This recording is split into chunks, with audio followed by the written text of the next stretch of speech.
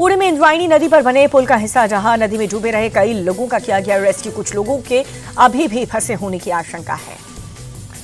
हादसे के बाद इंद्रायणी नदी पर चलाया जा रहा है रेस्क्यू। मौके पर एनडीआरएफ की 2 टीमें मौजूद, राहत बचाव काम जारी। इंद्रायणी नदी पर हादसे के वक्त करीब 50 लोग मौजूद थे। पुल का हिस्सा टूटने से कई लोगों के नदी में बहने की खबर है। ओवरलोड होने के चलते डहा पुल नदी में बढ़ते पानी के तेज बहाव को देखने पहुंचे थे लोग। पुणे हादसे पर सीएम देवेंद्र फडणवीस ने रेस्क्यू अभियान तेज करने के निर्देश दिए। कहा कि नदी में बहे लोगों को रेस्क्यू करना प्राथमिकता। पुणे पुल हादसे पर डिप्टी सीएम अजीत पवार का बयान, डीएम से मांगी हादसे की रिपोर्ट। कहा 8 करोड़ की लागत से होना था निर्माण। अजित पवार ने कहा कि एनडीआरएफ और पुणे नगर निगम की टीम रेस्क्यू में जुटी है। इंद्रायणी नदी पर बने पुल पर बंद था आवागमन। केदारनाथ के पास बड़ा हादसा, गौरीकुंड के जंगलों में हेलीकॉप्टर क्रैश, पायलट समेत 7 लोग सवार थे। केदारनाथ हेलीकॉप्टर हादसे में मरने वालों की लिस्ट सामने आई है। दुर्घटना में जयपुर निवासी कैप्टन राजवीर सिंह चौहान की मौत, यूपी निवासी विक्रम राव और विनोद देवी ने भी जान गंवाई। हादसे में यूपी के त्रिशी सिंह, गुजरात के राजकुमार सुरेश जायसवाल की मौत, महाराष्ट्र निवासी श्रद्धा राजकुमार और 2 साल की मासूम काशी ने भी जान गंवाई। देहरादून से केदारनाथ जा रहा था हेलीकॉप्टर, खराब मौसम के चलते हेलीकॉप्टर क्रैश हो गया। केदारनाथ हेलीकॉप्टर हादसे की जांच करेगा एएआईबी, डीजीसीए ने जारी किए निर्देश। 4 धाम यात्रा के लिए हेलीकॉप्टर सेवा पर रोक लगी है। यूसीएडी और डीजीसीए ने अगले आदेश तक सस्पेंड की हेली सेवा। हेलीकॉप्टर क्रैश के बाद लिया गया फैसला। 8 दिन पहले रुद्रप्रयाग में बीच सड़क पर हेलीकॉप्टर इमरजेंसी लैंडिंग हुई थी। तकनीकी खराबी के चलते 7 जून को सड़क पर हेलीकॉप्टर की आपात लैंडिंग हुई थी। हेलीकॉप्टर हादसे पर मुख्यमंत्री पुष्कर सिंह धामी की समीक्षा बैठक, मुख्य सचिव यूसीएडीए के सीईओ और गढ़वाल कमिश्नर मौजूद। उत्तराखंड में हेलीकॉप्टर हादसे को लेकर के सीएम धामी सख्त हैं। मुख्य सचिव को एसओपी तैयार करने के निर्देश। कहा कि हेलीकॉप्टर की तकनीकी स्थिति और मौसम की सटीक जानकारी लेना अनिवार्य है। उत्तराखंड हेलीकॉप्टर हादसे पर बोले कांग्रेस नेता प्रमोद तिवारी, निजीकरण के कारण क्रैश हुआ हेलीकॉप्टर। क्या हेलीकॉप्टर 7 लोगों को लेकर के चलने लायक था? केदारनाथ जाने वाले पैदल मार्ग पर गिरा भारी मलबा, पानी के साथ पैदल मार्ग पर मलबा आने से रास्ता बंद हुआ। सोनप्रयाग से केदारनाथ धाम जाने वाली पैदल यात्रा सस्पेंड हुई। गंगल चट्टी के पास पानी के तेज बहाव के साथ आया मलबा, सभी श्रद्धालुओं से सुरक्षित जगह ठहरने की अपील। केरल के तिरुवनंतपुरम में ब्रिटिश फाइटर जेट F-35 की इमरजेंसी लैंडिंग हुई। फ्यूल की कमी के चलते लैंडिंग की दी गई परमिशन। अहमदाबाद एयर इंडिया विमान हादसे में मारे गए लोगों के डीएनए सैंपल की जांच की प्रक्रिया की गई तेज। अब तक 31 मृतकों के डीएनए का उनके परिवार के लोगों से हुआ सैंपल मैच।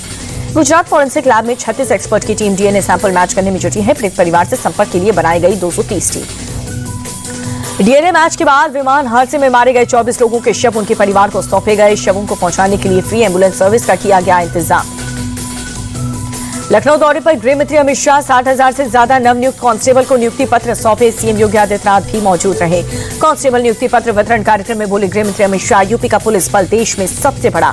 योगी के सीएम बनने के बाद पुलिस में सुधार हुआ। गृह मंत्री अमित शाह का बयान, भर्ती में 1 पाई की रिश्वत नहीं देनी पड़ी, योग्यता के आधार पर चयन किया गया। पुलिस भर्ती को लेकर के लखनऊ में सीएम योगी आदित्यनाथ बोले, 2017 से पहले पुलिस भर्ती में भेदभाव होता था, भर्तियों में भाई भतीजावाद चलता था। योगी बोले 2017 के बाद से यूपी की तस्वीर बदली है। डबल इंजन सरकार में तेजी से विकास हो रहा है, युवाओं को नौकरियां मिल रही हैं। 4 दिन के विदेश दौरे पर पीएम मोदी साइप्रस में राष्ट्रपति निकोस ने किया स्वागत। इंडियन कम्युनिटी से भी मुलाकात। 16 और 17 जून को कनाडा में G7 शिखर सम्मेलन में भी शिरकत करेंगे प्रधानमंत्री। लालू यादव को बिहार के डिप्टी सीएम सम्राट चौधरी के घमंडी बताया। कहा कि उन्होंने अपनी इस हरकत से पूरी पार्टी को शर्मसार किया। आरजेडी नेता तेजस्वी यादव का बिहार सरकार पर तंज। कहा कि नीतीश राज में प्रदेश का प्रशासनिक ढांचा बेकार। वायनाड से सांसद प्रियंका गांधी ने नीलांबुर में विधानसभा उपचुनाव के लिए किया प्रचार। रोड शो कर लोगों से वोट करने की अपील की। बाबा साहिब अम्बेडकर का अपमान करने पर तरुण चुग ने लालू यादव पर निशाना साधा।